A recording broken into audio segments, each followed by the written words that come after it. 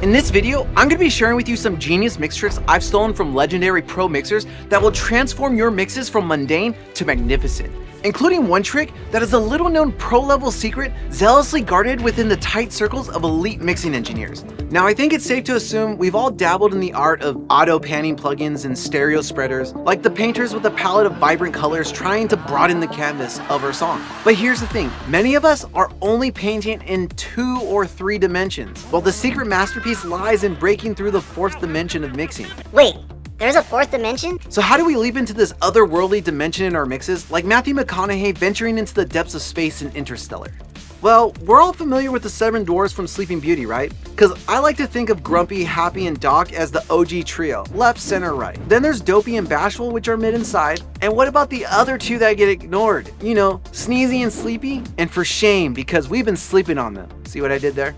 You are very good. So besides left, center, right, mid, and side, what else is there? Well, that's where the magic lies. Now, some plugins like Wave's Super Tap and DDMF's Directional EQ tiptoe around this concept, but it's Dave Pensato's Grammy-winning protege, Jason Joshua, who's cracked the code and taken advantage of the 4th dimension of mixing. By using a type of plugin that most of us use already in our mixes, but one plugin that offers a unique control that other versions of this plugin don't always have. With Wave's Trueverb, Jason sculpts the presence of a track, guiding it gracefully between the foreground and background of a mix, simply by adjusting or automating the distance control on Trueverb. This allows you to keep some instruments in the background of the track and then automate them to the foreground during, say, a chorus. Oh my!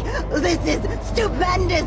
This next technique, a favorite of mixing maestros like Chris Lord Alge and Andy Wallace, has been given the reboot treatment for the modern era of mixing. This trick I stole from producer-mixer Ackle Kenny, who also happens to be the guitar player for the progressive metal band Tesseract. Traditionally, pro mixers sculpt the sound of reverbs with onboard EQs to make them snugly fit into the mix, like a tailor carefully adjusting a suit to perfection. God, I'm gonna look hot. But there's just one problem with doing this the old way, or should I say, the traditional way. See, simply high-passing your effects can strip away the soulful essence they add, especially in the lower registers. Imagine using reverbs on drums, only to find that the kick and snares suddenly lose the reverb's room glue character. This is where Ackle's simple trick comes in. By using BX Digital's Mono Maker function and setting it anywhere between 100 to 300 Hz, Ackle keeps the enchanting sound of the effect while giving a snug fit to the mix. But Ackle also gets an even wider sound to his effects by using BX Digital's onboard stereo with control. And Ackle then wields the mid-side EQ functions to fine-tune effects for more precision than a traditional multi-mono stereo EQ. I personally dance between BX Digital and Scalar EQ for this. Scalar EQ has a mono maker and a stereo width function, plus a standard EQ and mid-side EQ control. But what I love is the ability to remove frequencies and resonances outside the key of the track, letting the effects sing in harmony of the song like a choir in perfect unison.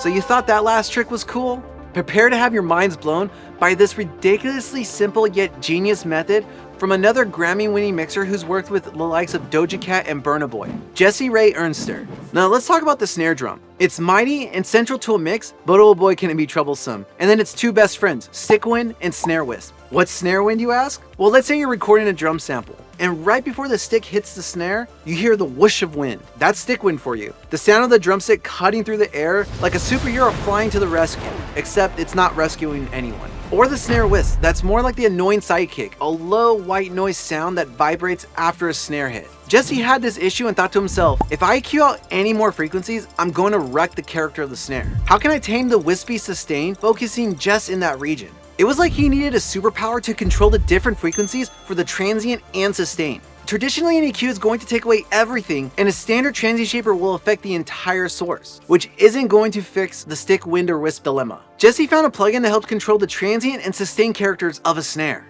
This would help him bring out more of the transient stick attack while dialing back the sustain in certain frequencies, which is why Jesse reaches for Eventide Split EQ. This isn't your average EQ, in that it allows you to control the transient material of the source at a frequency level and the sustain control at a frequency level. And if the bands aren't split, then split EQ is going to behave just like a traditional EQ, making it a workhorse for shaping the sound of any instrument. This next trick feels like opening a treasure chest and right there having a shiny rare gem look at you. We happy?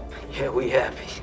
It's a technique for one of the most respected mixers of the 21st century. Yes, I'm talking about the mix legend himself, Andrew Sheps, who's worked with powerhouses like Green Day, Weezer, and Linkin Park to name a few. His career is so dazzling, he's even got himself a killer lineup of signature plugins. And among these sonic jewels, there's one that stands out like a lighthouse in a stormy sea, the Sheps Omni-Channel. This plugin is a Swiss Army knife offering flexibility and power that traditional channel strips can only dream of. One of the features of Sheps Omni-Channel lets Andrew wield distortion and saturation like a master artist with his paintbrush. Usually when mixers throw distortion or saturation plugins into the mix, they fiddle with the EQ or tonal parameters within the plugin, but typically only offer a tilt-like control boosting either top end or bottom end. But Andrew, being the wizard he is, craved more. He wanted to sculpt the shape of the audio before he even hit the distortion circuit. And with the Sheps Omni-Channel, he made sure that part of its design will allow him to manipulate the audio in this way. Using the Sheps Omni-Channel, he's able to move the EQ module to be pre-saturation and distortion. And using the EQ in standard or mid-side allows him to shape the character he hears in his head. Now earlier in the video, do you remember when I said this? Including one trick that is a little known pro-level secret zealously guarded within the tight circles of elite mixing engineers. And I spilled the beans on this very trick a few weeks back in my Mixdown newsletter that's linked below. And subscribers were over the moon with how simple and powerful it is. This trick is exciting to use and I almost didn't want to give it away, but I love you, so here we are. If you've listened to any modern mixes from bands like Architects or Bring Me the Horizon, you'll notice just how present and pummeling the kick and the snare are in those mixes. I just love that oh so sweet delicious punch that leaps out of the speakers, making me feel like Thor getting punched by the Hulk. That's the kind of visceral impact that even when listeners don't know that they love it, it's part of what gives a mix an exciting feeling. And for the longest time, I was using EQ to create the space to get the kick and the snares enough space in a mix to do this. But I was missing that pummeling feeling. And then I came across some insights from mixers like Zach Cervini and Daniel Bronstein who achieve this in their own mixes. And do it by taking a common technique and turning it up to 11. During a mix breakdown, Daniel revealed how Cervini uses sidechain compression, not just to clear out the way of other instruments, but using it to get that pummeling smack that cuts through a mix like a lightsaber cutting through butter. And one of the best plugins to do this with is FabFilter's Pro C2. One of the most versatile compressors and mixers can use. It's like a chameleon changing its colors to match its environment, thanks to its ability to select different compression flavors. Here's the magic formula. For the kick, Daniel sends it to the bass, guitar, strings, percussion, and drum buses, setting Pro C2 to achieve between 3 and 6 dB of sidechain compression on the bass and around 3 dB of sidechain compression on the other buses, and utilizing the punch setting for a steeper knee threshold. The attack and release are both pinned to the fastest setting. But what about the snare? The snare is a different beast. It's not about the initial impact. Come closer. It's about the sustain, like the lingering resonance of hitting a gong. Daniel uses the same sidechaining trick, but tweaks it with a slower release and a sidechain filter that ignores anything below 100 Hz, and uses the classic setting for the more gentle knee threshold, adjusting to get about 3 dB of compression on all the instrument buses. This technique ensures that the kick and snare are pummeling yet balanced, striking harmony.